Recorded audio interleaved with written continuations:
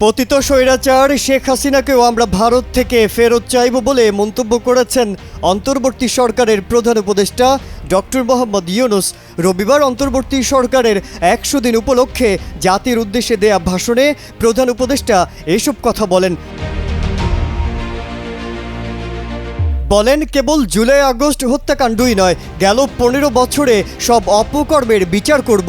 অসংখ্য মানুষ গুম হয়েছে, খুন হয়েছে। এই সময়ে আমরা গুমের তদন্তে একটি কমিশন গঠন করেছি। কমিশন প্রধান জানিয়েছেন, অক্টোবর পর্যন্ত তারা 1600 জনের গুমের তথ্য পেয়েছেন। তাদের ধারণা এই সংখ্যা 3500 ছাড়িয়ে যাবে।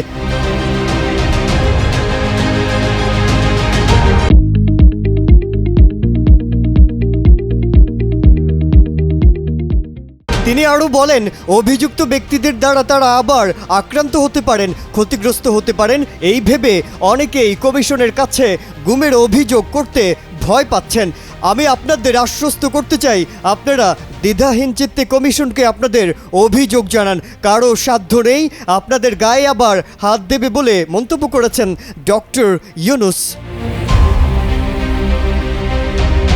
বলেন, গুম কমিশনের সদস্যদের কাছে ভুক্তভোগীদের যে বিবরণ আমরা পেয়েছি তা অত্যন্ত মর্মান্তিক। জুলাই আগস্টের বিপ্লবের পর ছাত্রছাত্রীরা শহর বন্দরের দেয়ালে দেয়ালে তাদের মনের কথা লিখেছে। তাদেরও আগে যারা গুমের শিকার হয়েছে, প্রতিটি গোপন আস্তানার দেয়ালে দেয়ালে তারা লিখে গেছেন, রেখেছেন তাদের কষ্টের মর্মস্পর্শী বিবরণ। তাদের এসব কষ্টের কথা শুনে আমাদের হৃদয় কেঁপে উঠেছে। এসবের সঙ্গে জড়িতদের আমরা বিচারের কাঠ গড়ায় দাঁড় করাবই। অভিযুক্ত যতই শক্তিশালী হোক, যে বাহিনীরই হোক, তাকে ছাড় দেওয়ার কোনো সুযোগ নেই বলে জানান ডক্টর ইউনূস।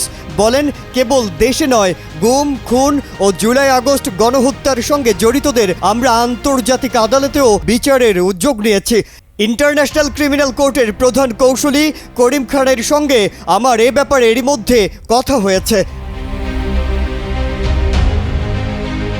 প্রধান উপদেষ্টা বলেন, আইন শৃঙ্খলা রক্ষাকারী বাহিনীগুলোর কোনো সদস্য কিংবা অন্য কেউ যেন হত্যা, গুম সহ এই ধরনের কোনো অপরাধে জড়িয়ে পড়তে না পারেন, এজন্য আমরা গুম বিরোধী আন্তর্জাতিক সনদে স্বাক্ষর করেছি। তিনি বলেন, পতিত স্বৈরাচার পুলিশকে দলীয় কর্মীর মতো ব্যবহার করেছে। বাধ্য হয়ে তাদের অনেকেই গণহত্যায় অংশ নিয়েছেন। খুবই স্বাভাবিক প্রতিক্রিয়া হিসেবে তারা জনরোষের শিকার হয়েছেন।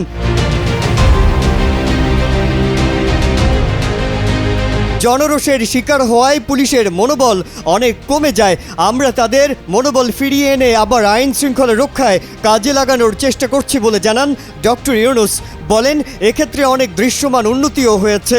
আইন শৃঙ্খলা রক্ষায় বাংলাদেশ সেনাবাহিনীকেও কিছু নির্বাহী ক্ষমতা দেয়া হয়েছে, যা পরিস্থিতির দৃশ্যমান উন্নতিতে সহায়তা করেছে। মাজহারুল আলম, কালের কণ্ঠ।